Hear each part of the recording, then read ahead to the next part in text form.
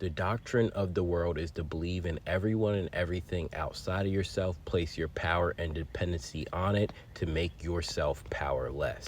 You see, everything first starts in the mind. If you could conquer the mind or within, you could conquer the being or whatever you are trying to control. This is why hackers take control of computers or devices from the inside. How do they infiltrate? They infiltrate it through the technology, through the CPU or the GPU. Cars have what's known as an ECU, an engine control unit. It's a computer. When guys want to make their cars faster, they'll do some external mods to the engine, but ultimately they go back to the car's computer, the ECU, and they retune it for more power. Parasites, how do they take control or hijack your body or anything else? They infiltrate from the inside. Not only do they physically get inside, but then they attack your internal organs and functions and take control of you or whatever else.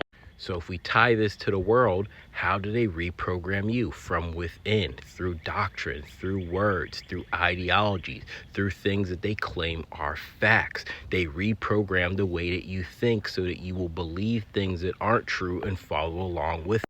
So they do this through things like the various foods that you eat, the various frequencies that you hear through music and out in the world, and the media and the TV shows and the celebrities and video games and religion, and all this stuff is intertwined and lots of people don't see. Certain frequencies, if you research it, can impact the way that you feel and think.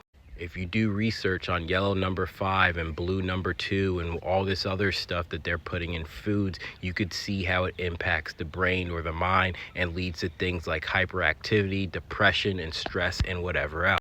If I were to get into the government, let's break down the word government. Govern means to control. Ment is short for mental. So control your mental state. That is the whole purpose of the government. That's why the government creates laws and tells you what you can and can't do. Don't believe me? Let's break down the word advertisement. Advertisement. It's a public service media announcement designed to grab your mental focus and get you to invest in it or support it. Same thing with embarrassment. It's a mental state of being embarrassed.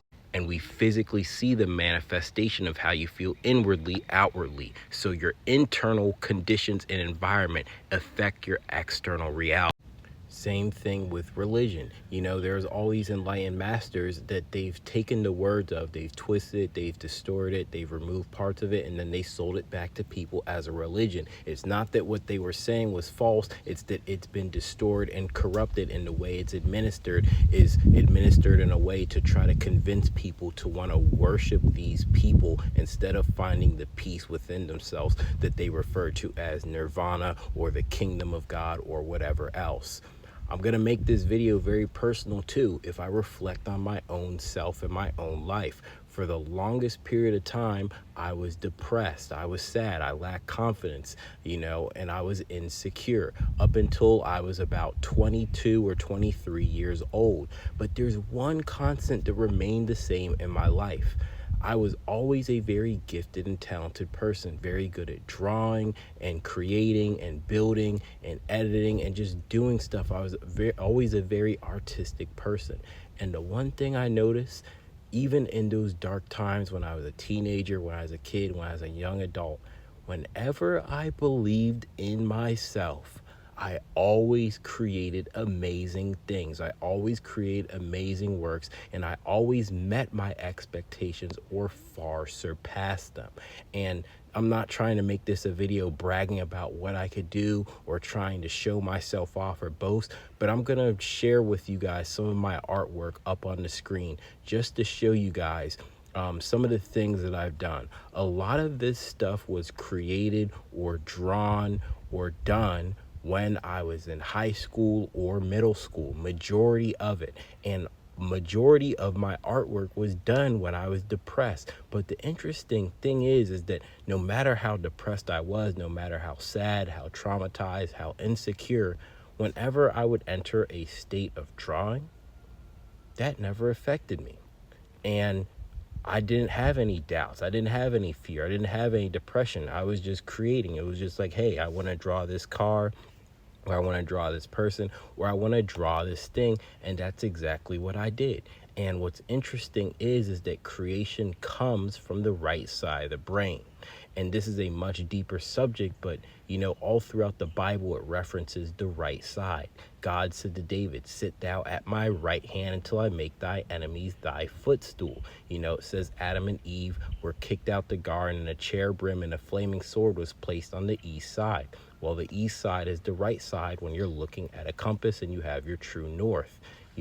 When it talks about the return of Christ, it says, as lightning that cometh from the east and shineth on the west. So shall the second coming of the Son of Man be. Same thing. Or we could talk about when the disciples were in the boat and Jesus Christ, Yeshua, said, cast thy net to the right side. So what's so significant about the east side or the right side? It was all referencing and dwelling from a higher mind state. The right side is where intuition comes from. God in the Bible is referred to as the Father. What do fathers do? They lead, they guide, and they teach. Sounds a lot like intuition. Creation comes from the right side of the brain. No coincidence there either. Scarcity mindset, being fearful, operating in lack, that all comes from the left side. The truth about Jesus Christ, Yeshua, Isa, whatever name you want to refer to him as or him as through text, is that he was never telling anybody to worship him or believe in him as a person. The power is within you, not outside of you.